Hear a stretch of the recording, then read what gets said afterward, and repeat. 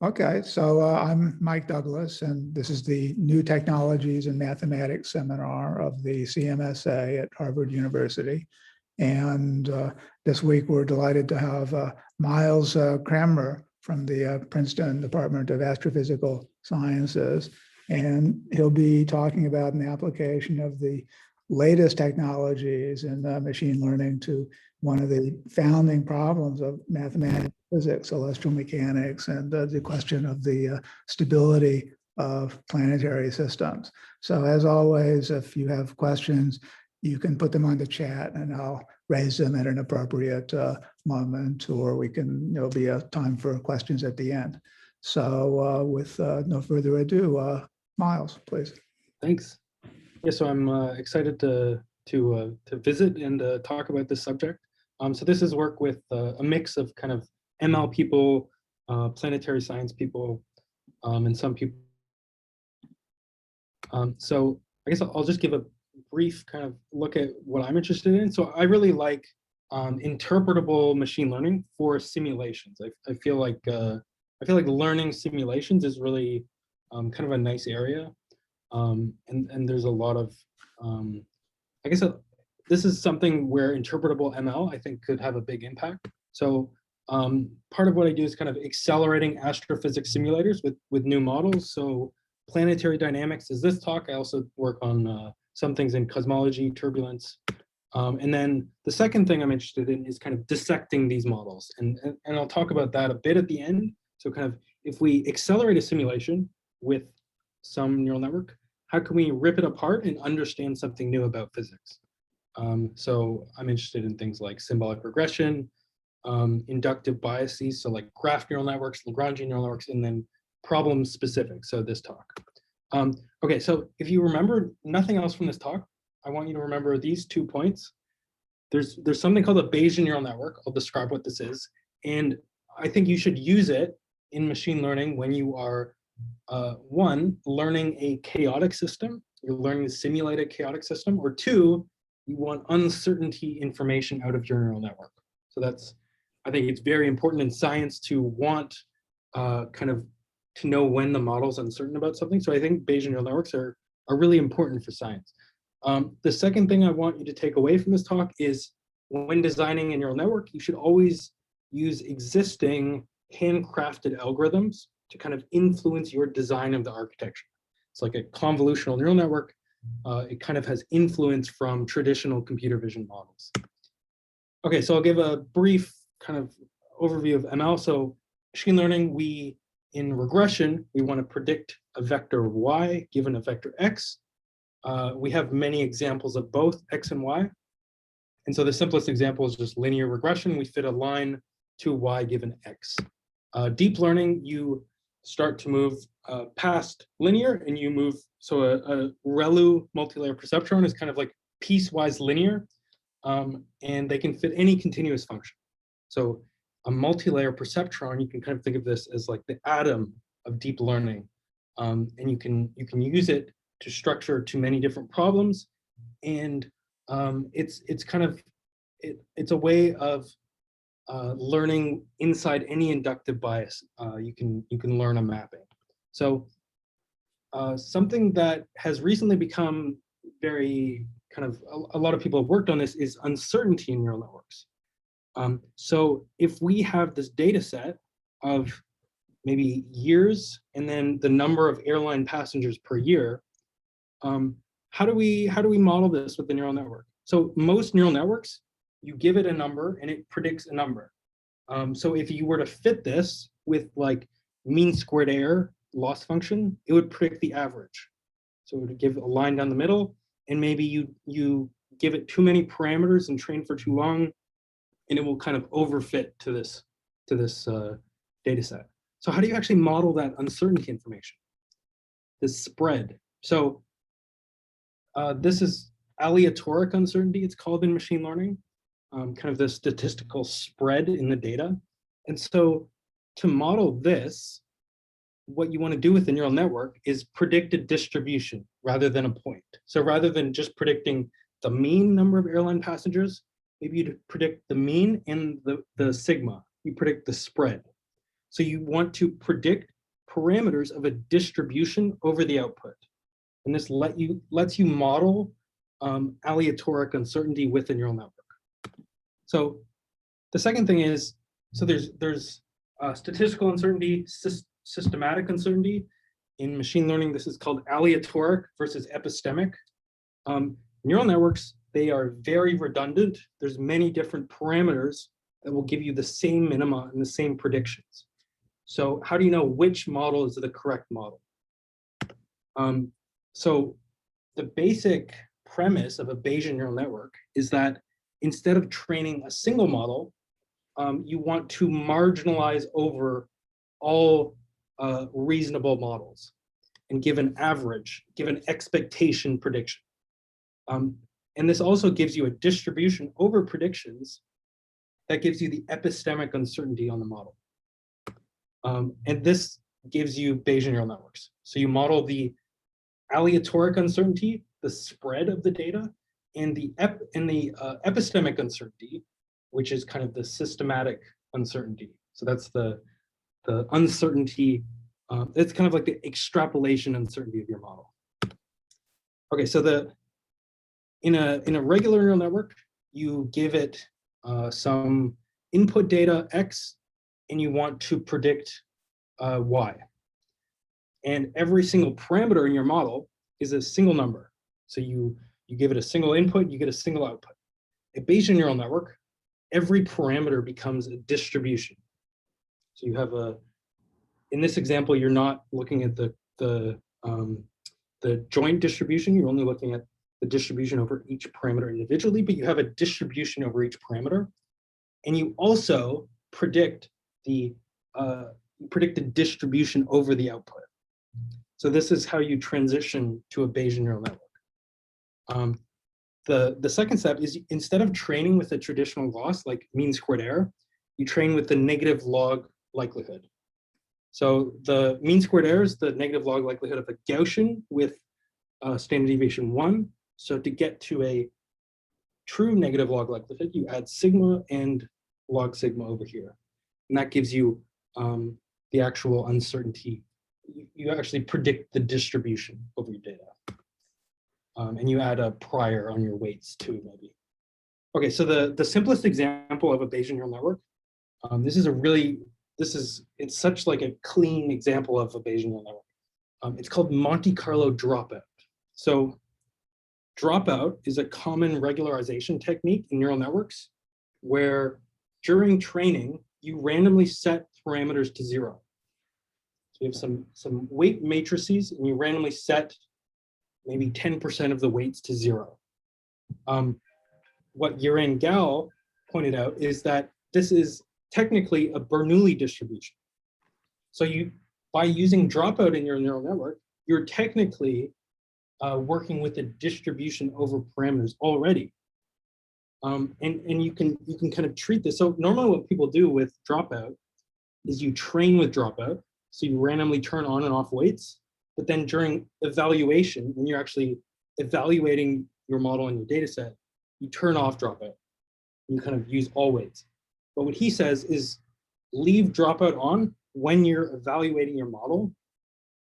And it's as if you were marginalizing over the weights of your neural network.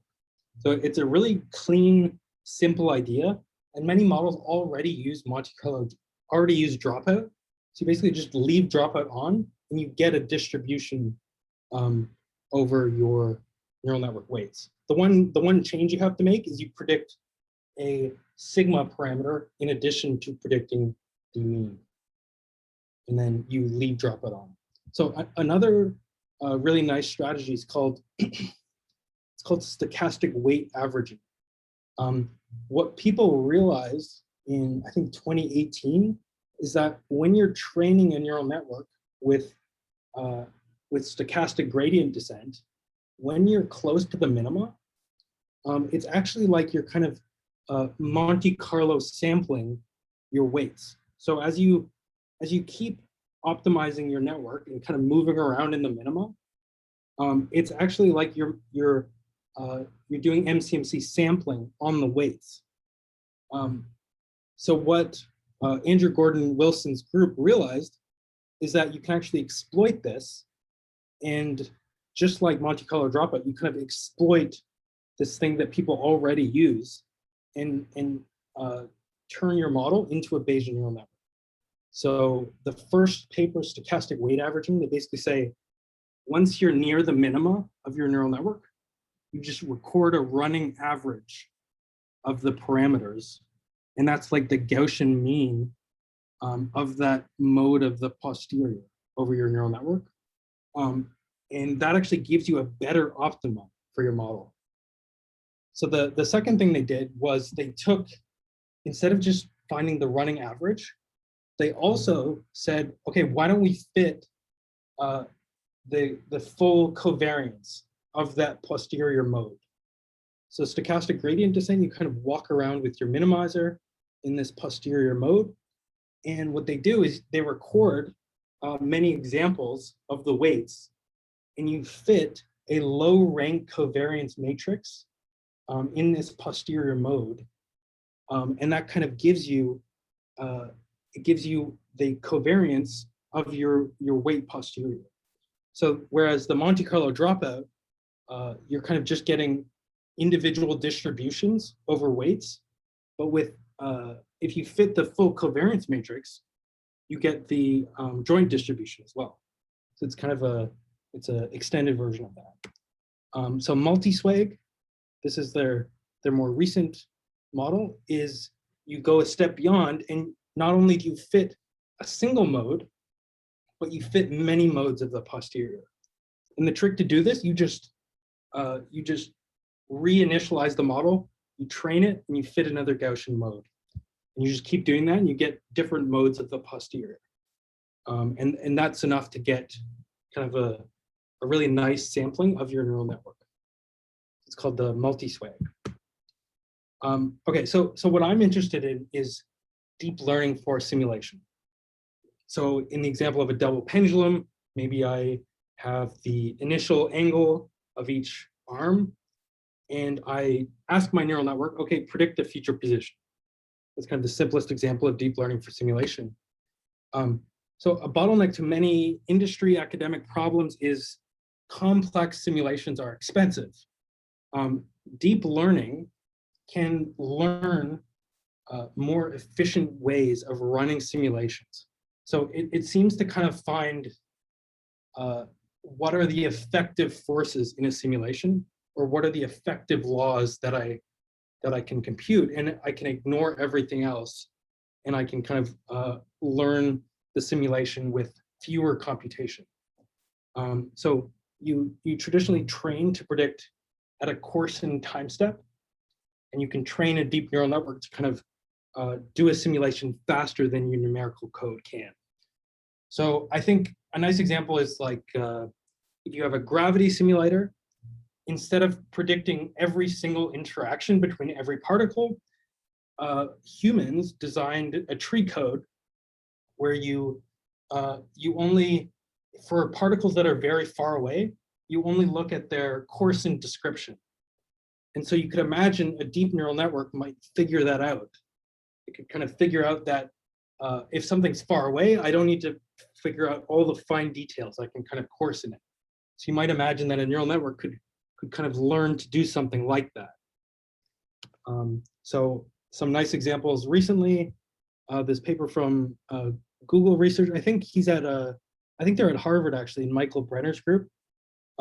They teach this neural network to predict a turbulent simulation, and you can actually get this massive speed up over the direct simulation, which is really nice. And they get really nice extrapolation results too in places outside their training distribution.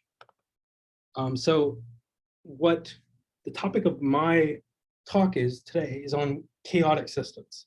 So these are systems you change the initial conditions by an infinitely small amount, so machine precision, and you get a very different result. So many real world systems have this property, but luckily we're saved by the fact that in many of these systems, it's not completely chaotic.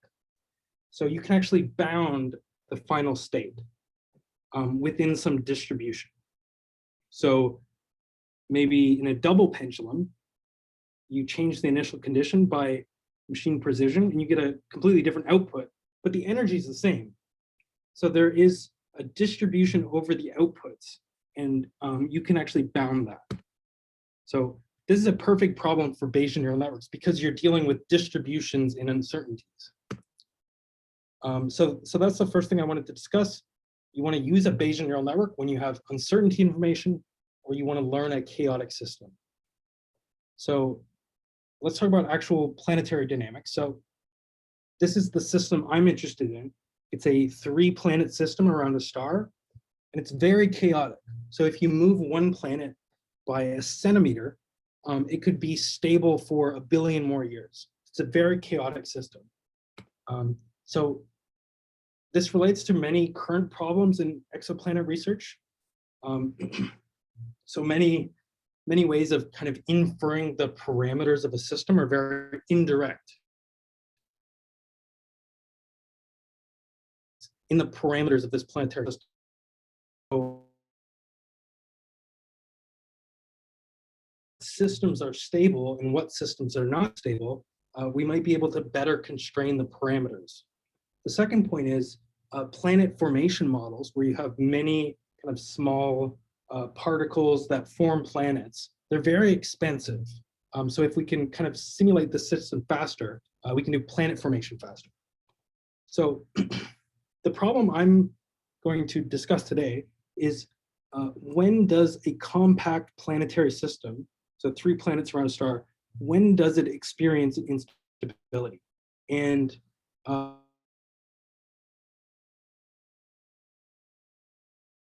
really model this, we can better understand planet formation, and we can provide orbital constraints, better infer exoplanet systems.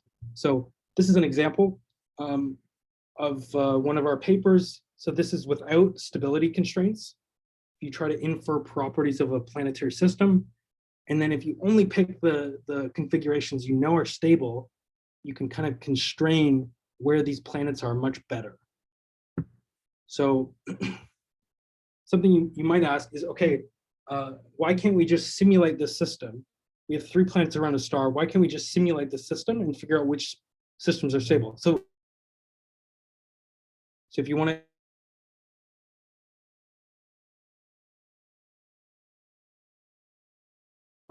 to have many MCMC samples, it's expensive. So we want to learn a mapping from planetary configuration to time to instability. The general idea is the initial condition of a planetary system is much too chaotic to kind of learn that mapping.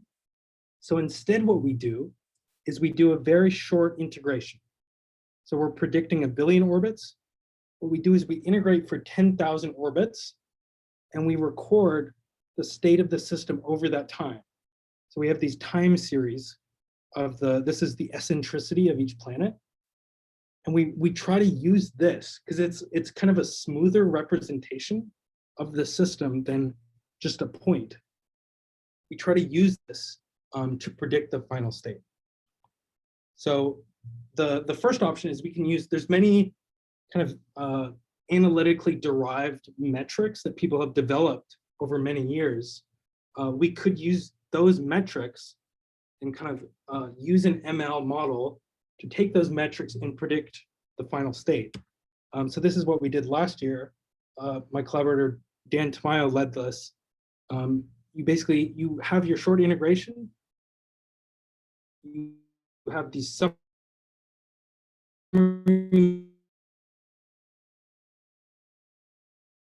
classifier. You predict stable versus unstable. You do it. What we're interested in is can we learn this from scratch?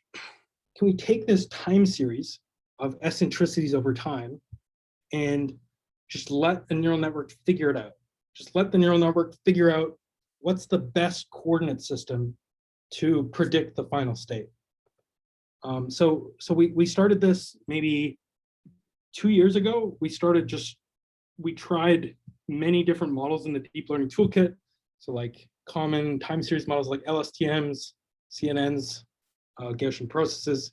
It turns out it's really hard to kind of learn these from scratch. And part of the problem is we don't have that much data we have 100,000 simulations, but it's really, it's kind of not enough to learn these metrics from scratch. So we started trying to develop our own inductive bias for this problem. So I think one of the best ways to think about deep learning, it's kind of like functional programming, where you know most of the algorithm, but you don't know one function in your algorithm. So in this example, it's a trapezoid integrator, and let's say we don't know what we should be summing when we integrate something. So with deep learning, you might just put in some function there and kind of sum that function over time, and then you would back propagate through your algorithm and learn that function. So I really think this is a really nice way to think about deep learning when you're designing a new inductive bias, is write out the algorithm you know works, and then learn the functions you're not sure about, and kind of leave the rest of the algorithm there. So the way we apply this idea to our model is we noticed many of the standard metrics that people have derived are the means and variances of different instantaneous metrics about the system. So like the standard deviation of the eccentricities is one. So what we do is we say, okay, let's leave that average and variance operators there, and we'll just learn the metrics to put inside those operators. And then we'll learn the rest too. So we have our integration over time. We have each instantaneous orbital parameters.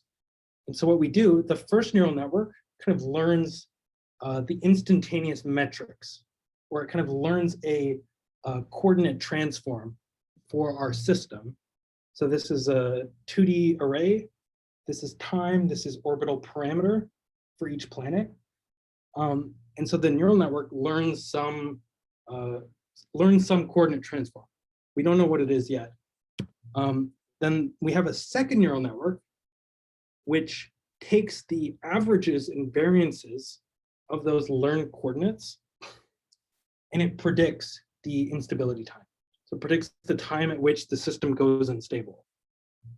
So it's exactly the same as the kind of hand-derived model, except that we learn both the metrics and the mapping from the metrics to the instability time.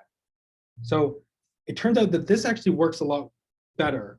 And it was really interesting because we started with these traditional time series models like LSTM, CNNs, but those didn't work well. But we used this inductive bias that's kind of puts it closer to existing dynamics models, and it works much better. So it's kind of interesting that this works so well. So the actual data set is 100,000 3-planet systems near resonance, and we predict the instability time. There are existing analytic models, and you can see this data set is very hard to model because the planets are in resonance with each other. So you can see existing analytic methods. It's really hard to predict the system. This is the machine learning model that we made last year using existing stability metrics. And then this is the model using learned metrics.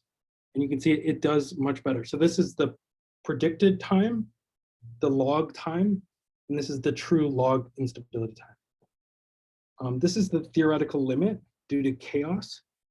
So this is if you integrate the system once, and then you move it a tiny bit, integrate it again, you're going to get this spread. And that's kind of the limit at which you can predict. So our model actually starts approaching this limit, which we were really happy about. So one thing you might be interested in is, okay, our model does really well on this validation data set, but it was trained on a similar data set. So maybe our model is kind of naively interpolating in the space, but how do we actually know if it's learned physics? I think the best test for this is generalization. So give it a completely different system and see if it still works. So we trained on 3 planet systems near resonance. So how about we take a data set of 5 planet systems that are not near resonance? So we did this, and this is the true curve, so the black line, and this is the log instability time. And this is the separation between planets. And so you can see the black line goes there, and our model is blue, and you can see it predicts it very well. And this is the analytic model that was kind of designed for this particular set of systems. And the deep learning model actually beats that one too. And this distribution here, that's kind of the Bayesian neural network's uncertainty. You can see that most of the points are actually within that error bar, which is really nice. And it's really cool because it learned to predict this from scratch. We only gave it the orbital parameters over time, but it seems like it learns to model these different resonances that the standard metrics that are theoretically derived kind of, those kind of give it to the machine learning model. But in this case, it seems like it learns the resonances of the system, which is really cool. Yeah, so our data set and model is online in this package called Spock. Miles? Yeah. Did you try training on 2 planets and a central body and seeing if that extrapolates to 3? No. So I guess part of the reason is because the instability is due to 3 planets, to 3 planet interactions. So to actually get it to work on 5 planet systems, what we do is we take each triple of planets, predict their instability time, and then take the smallest instability time of each trio. So with 2, you wouldn't get anything. You Yeah, said. I don't think for 2 you would get anything. Yeah. I see. So our system's online with in this Python package if you want to predict the instability time of systems, and we have the Bayesian model too. And it gives you a full posterior over instability time. So if you want to study particular cases of systems, you can get a distribution over instability times for each system using our package. So that's the second thing I wanted to say is when designing a net, it's good to use existing handcrafted models and then learn the functions you don't know inside it. I think that helps a lot. So in the future, what we're trying to do now is this model learned the system very well. What we want to figure out is, okay, what did the model do? What coordinate system did the model learn that made it so it could predict these systems so accurately? So I'll just discuss this briefly. So the way we can do this is with something called symbolic regression.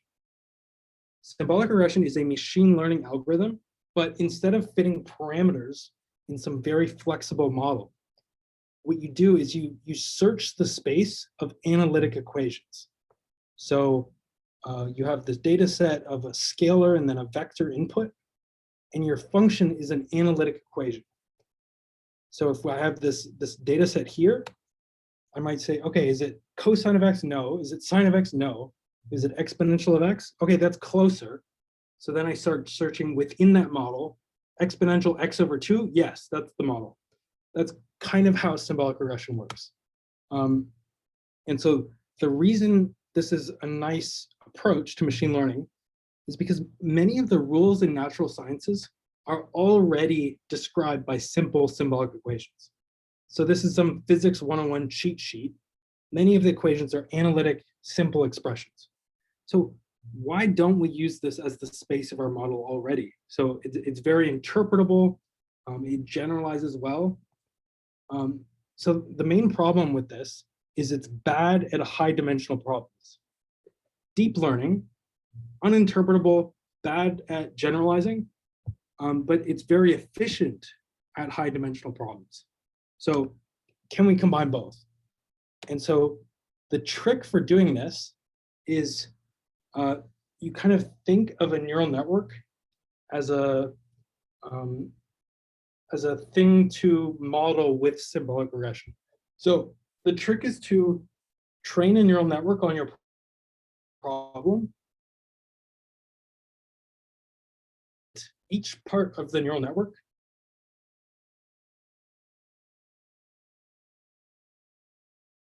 equation, you train your neural network, you try to encourage sparsity in the latent spaces. And this is so that symbolic regression, it has an easier problem to work with because you've kind of lowered the dimensionality. And so we did this for our NeurIPS paper last year. We train these graph neural networks on physical systems, and you can kind of fit the internal functions of the graph neural network with symbolic regression, and you can extract things like force laws. And then we can extract things like unknown relations in this cosmology simulation. So what we want to do is we have this model that goes from short integration of a planetary data set to an instability time. And we have this structure where you're predicting instantaneous metrics, and then you're predicting instability time. What we want to try is, okay, what are those coordinates? Can we fit symbolic regression here and then use that coordinate system to kind of theoretically study these systems? That's kind of the next step. Yeah, so that's all I wanted to talk about. Happy to take questions, and all of our code is open sourced if you want to play around with it. Okay, thanks. Questions from the audience?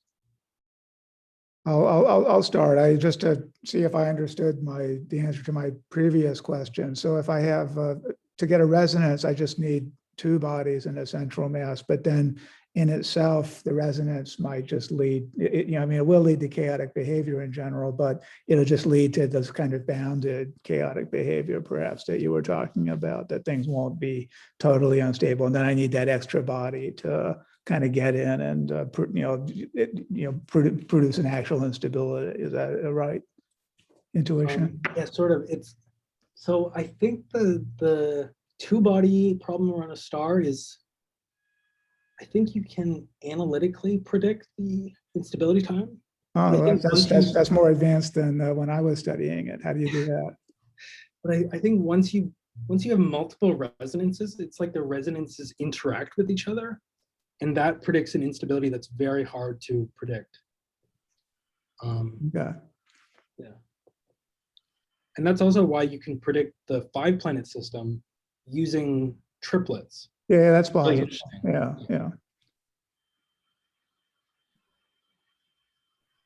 So do you have a reference on predicting for the two planet system? Oh, I can follow up with you on that and send it. Yeah, sure. Okay.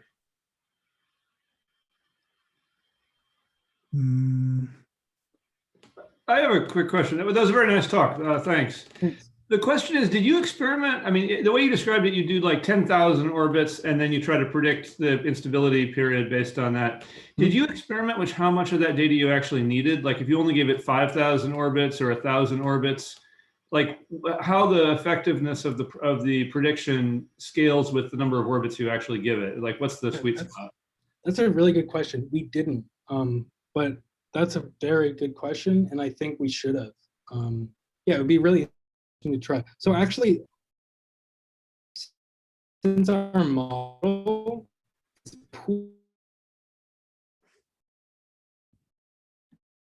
averages and variances here, do Right. half of it, and it would still work, but we didn't really study that. Yeah, it'd be interesting to see if there's like a phase transition at some point where like if you give it, one orbit, it's not going to do it. But if you give it, some particular point, it somehow is, or whether it's just a gradual, exponential decay in the error function or something. Yeah, that'd be really interesting to try. Part of the reason the metrics, the standard metrics that you work with, they're averages in the variances, and part of the reason you do that is to smooth over the.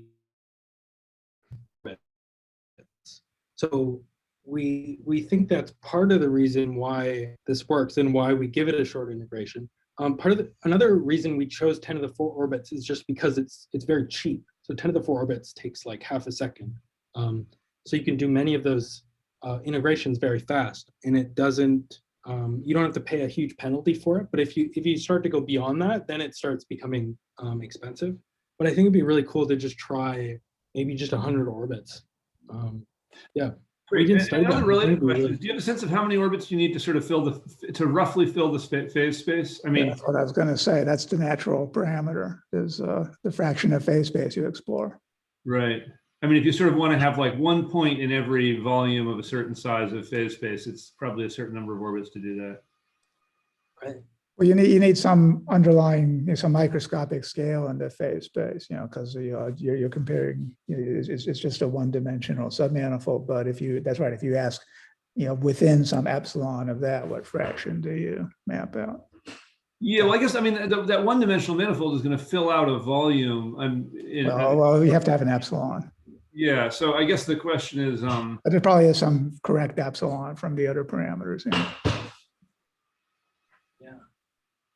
Yeah, I'm not sure. I mean, it definitely depends on the system, because we have many. So we define an orbit as the innermost planet orbit.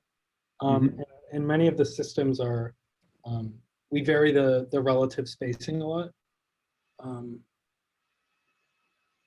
Yeah, I haven't thought too much about that, but that's really Do you get the basic prediction of whether the system's chaotic or not if you go away from resonances, or? Oh, yeah, so I guess, oh wait, one sec.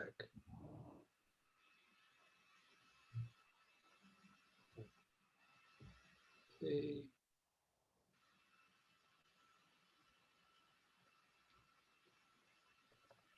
So I think the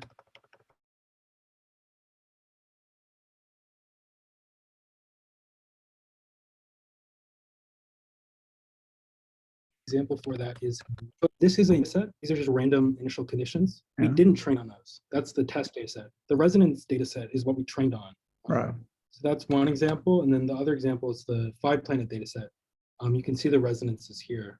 Right. The dips. Yeah. Yeah, it was really interesting that it actually, because we only give it the orbital parameters, the raw orbital parameters. So it's really interesting that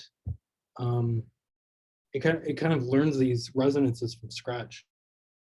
Well, that's plausible. It's interesting. It's plausible. But there's no infinity prediction that would be stable, or at least bounded chaos. I mean, do you cut off? I mean, I see you had some sort of maximum number in your graph. Is that? So that's 10 to the 10 orbits. That's just just how far you checked it. Yeah. Okay. But I guess if you had systems where you had some reason to think it was really stable, then you could. Yeah. So yeah, I think the graph actually, you can see that it's kind of cut off here. I think it should go up. Yeah. Okay. So especially over here. So maybe it is predicting that. Yeah.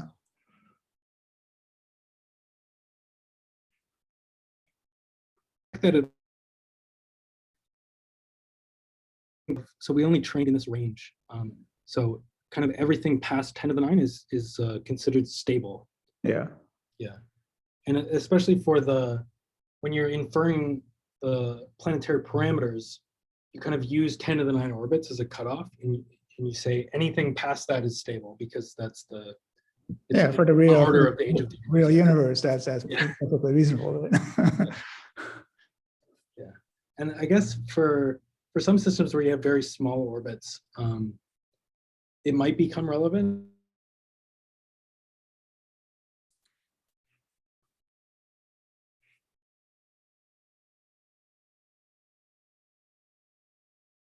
Yeah, we have so we have this package if anybody wants to try it out.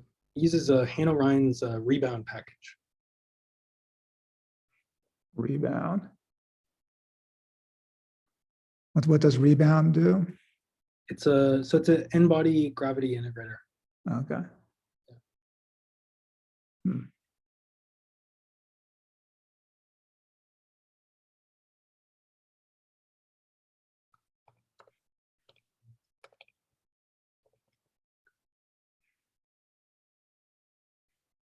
Do you have, I mean, symbolic regressions is just, very, very interesting technology. And is there, I mean, any kind of study as to, a priori, what kind of problems should it work on and how well it works? I mean, I see it gets used a lot in this kind of, empirical way. I have a problem, I'm going to use it. And then, but an actual kind of well-motivated or done study is hard to find.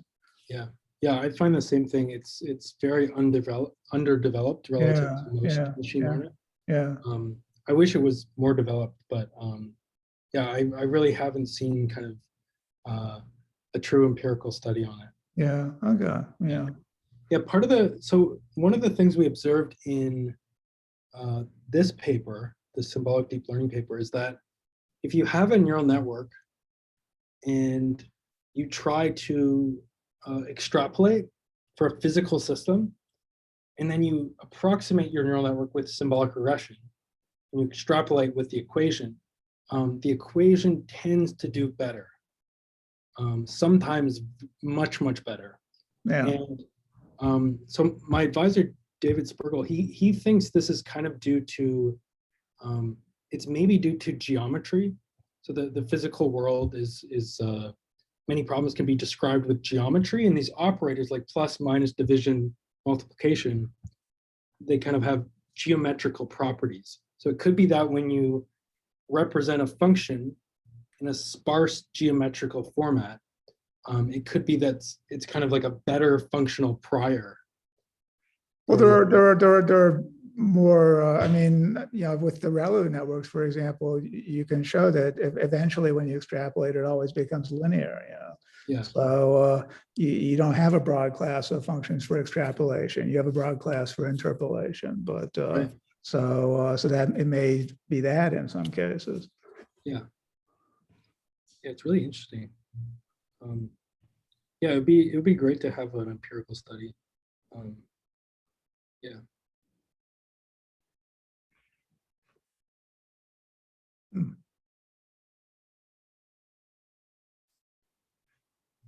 Yeah, so we have this code PySer. Right. So it's a symbolic regression package in Python. Yeah. And I also really like symbolic regression just for getting intuition about a data set, just see the scaling of it.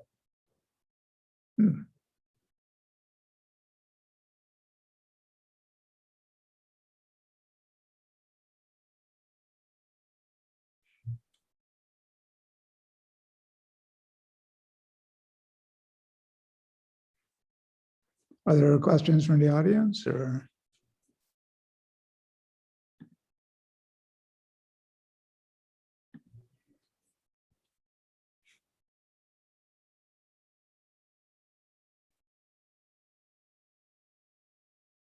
Okay.